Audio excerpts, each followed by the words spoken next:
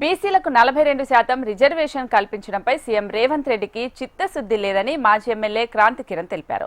Assembly సమావేశాల్లో BRS party నాయకులు ప్రశ్నిస్తే తప్ప బీసీ రిజర్వేషన్ బిల్లును రాష్ట్ర ప్రభుత్వం ప్రవేశపెట్టలేదని ఆరోపించారు. ఇదంతా స్థానిక ఎన్నికల్లో ఓట్లు దన్నుకునేందుకు బీసీలను మభ్యపెట్టే ప్రయత్నం రేవంత్ రెడ్డి ప్రభుత్వం చేస్తుందంటూ ఆగ్రహం వ్యక్తం చేశారు. సాధ్యం కాని హామీలతో కాంగ్రెస్ పార్టీ అధికారంలోకి వచ్చి ప్రస్తుతం హామీలను నెరవేర్చడంలో విఫలమవుతుందని మాజీ ఎమ్మెల్యే క్రాంతి కిరణ్ ప్రభుత్వంపై సెటైర్లు వేశారు.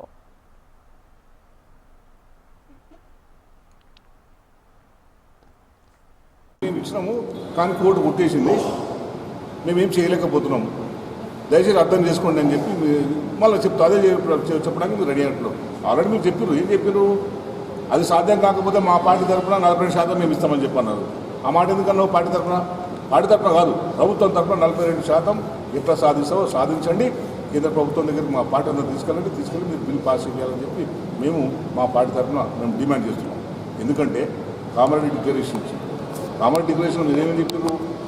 20,000 కోట్ల బడ్జెట్ని ప్రతి సంవత్సరం 20,000 కోట్ల బడ్జెట్ని బీసీ సప్లాన్ చేస్తామని చెప్పి, అట్లాగే ఔత్సాహికులకు ఎవరైతే ఉంటే 10 లక్షలకు వడ్డీ లేని రుణం ఇస్తామని చెప్పి, కాంట్రాక్టర్లో 50% ఇస్తామని చెప్పి అన్నారు. 18 ఏళ్ల కాలం కలిసింది కదా, మీ చేతిలో ఉన్న వ్యవహారాలు ఇవన్నీ. 20,000 కోర్టు కేటాయించిన మీ చేతిలో ఉన్నది, 50% కాంట్రాక్టర్ ఇచ్చేది మీ చేతిలో ఉన్నది, మీకు 10 లక్షల వడ్డీ లేని రుణాలు ఇచ్చేది మీ చేతిలో ఉన్నది. ఇంకా బీసీలకు సంబంధించిన మంత్రిత్వం, ఎంబీసీలకు సంబంధించిన ఒక మంత్రిత్వ శాఖను సెపరేట్గా ఏర్పాటు చేస్తామనే వ్యవహారం కూడా మీ చేతిలో ఉన్నది. మీ చేతిలో ఉన్న వ్యవహారాలన్నింటినీ కూడా వదిలిపెట్టేసి ఇప్పుడు కోర్టు వివాదంలో ఉండదని తెర మీద తీసుకొచ్చి ఏదో టైంపాస్ చేసి బీసీ ప్రజల మన్ననలు పొందే ప్రయత్నం మీరు చేస్తున్నారు. ఇది తెలంగాణలోని బీసీ ప్రజలందరూ గ్రహించాలని చెప్పి